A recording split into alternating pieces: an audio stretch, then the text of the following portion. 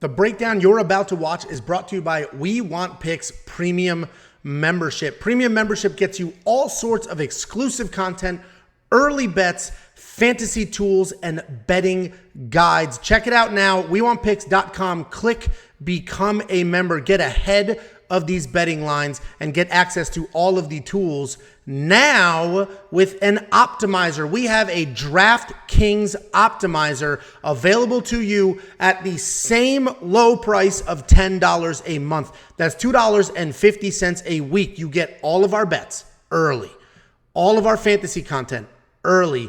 You get betting tools and now a DraftKings optimizer, DraftKings ownership, and everything you need to build now up to 150 lineups with just a few clicks. WeWantPicks.com at the top. Click Become a Member. It is only $10 a month.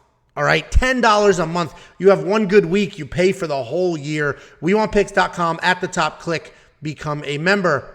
And as always, if you want $50, all you need to do is go to WeWantPicks.com/bets, sign up with any one of our betting partners, make a deposit, and I will send you $50 as a thank you. That's WeWantPicks.com/bets. Sign up, make a deposit. I'll send you $50.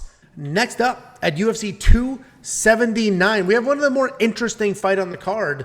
A lot of people have been talking about this fight. We got Chad Anheliger taking on Heili Alateng. Chad Anheliger, and I'm butchering that last name, is 12-5 overall. He is riding a 10-fight win streak, and he is coming off a third-round KO over Jesse Strader. Heili Alateng is 15-8 overall, 3-1-1 in his last 5, coming off the very quick knockout over Kevin Croom. And Chad Anheliger is a very real prospect. His fighting style is just power striker with solid BJJ if it gets to the ground, and that's essentially how he won his last fight against Jesse Strader, right? He blasted him and then pounced for the finish on the ground. He sets a nice pace. He hits incredibly hard. His takedown defense is there's some to be desired there, but his sweeps and get-up game is very impressive. If he gets on top, he will just tee off. He is 2-0 in the UFC, which is very impressive considering he was taken down 9 times in those fights. The dude has given up 9 takedowns in 2 fights and still won those fights. Heili Alateng is a technical striker that can work in grappling if he needs to. He took down Ryan Benoit 4 times and Dana Bagarai 3 times in those wins. The problem can be, though, that he's technical. And so he can struggle with brawlers, high energy, high pace, in-your-face kind of guys because he needs to be doing all the individual steps in the fights, right? He's almost too technical for his own good sometimes.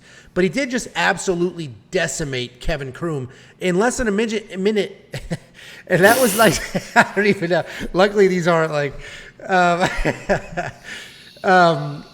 And it was just nice to see because he came charging forward and lit him up instead of waiting, which is what we've seen him do in the past. Heili is a well-rounded fighter, and he is better than his current UFC record. And I'm going to go with the underdog here. I like Chad Anheliger. I have been very high on Heili Alateng in the past, but I like Chad's power. I like his ability to just completely not give a crap if he's taken down. He doesn't let it frustrate him at all. He just works right back up and he just starts firing away. So I see Heili actually working in grappling, getting some takedowns, just like he did against Dana, and that does worry me. But if Chad has proven anything, it's that it doesn't matter. It doesn't matter if you take him down because he will get up, he will work, and he will get it done. So I like Chad Anheliger in this fight, and I do expect him to get taken down as well, which will worry me, but like I said, he's proven that it doesn't really matter. What do you think, Jakey boy? Yeah, I'll be honest with you. This was the toughest one for me to pick. I think this is probably the toughest one for a lot of people on this matchup. This one and probably the Kutalaba and Johnny Walker, just because that's such a weird fight, but we'll get to that one. Because both these guys are skilled, man. Both these guys are very skilled guys. And a lot of the fights on this card are going to be good matchups versus people that just like are just kind of okay, but they're matched up together, so it's going to be probably a good fight. These are two pretty skilled guys, and even their records, I think they're much better than the records. Chad, 5 losses, all before 2016, hasn't lost in forever. Heili Alateng is kind of the same way, had a lot of losses early on a nice little streak. Obviously, the loss to Casey Kinney, but you know, Alateng is a guy that is supposed to be this like national wrestler that just refuses to use his wrestling, and he'll sprinkle it in from time to time and use it, you know, sparingly. But he just, as you mentioned, a very technical striker, some really nice power in his hands.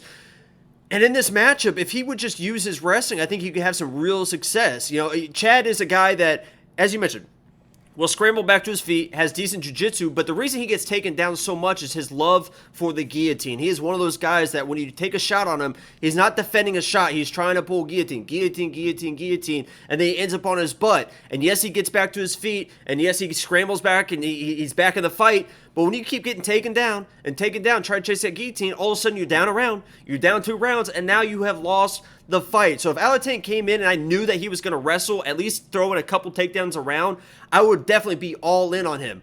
Chad, as a striker, as you mentioned, is a good striker.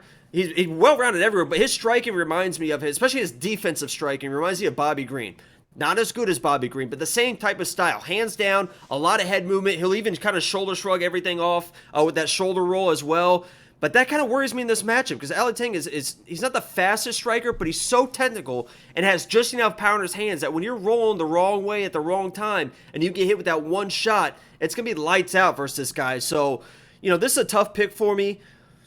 I'm going to side with Alateng just because he's got a little bit of the power advantage, and I don't love the hands down head movement of Chad. But if Chad comes in and wins this, I'm not going to be surprised at all.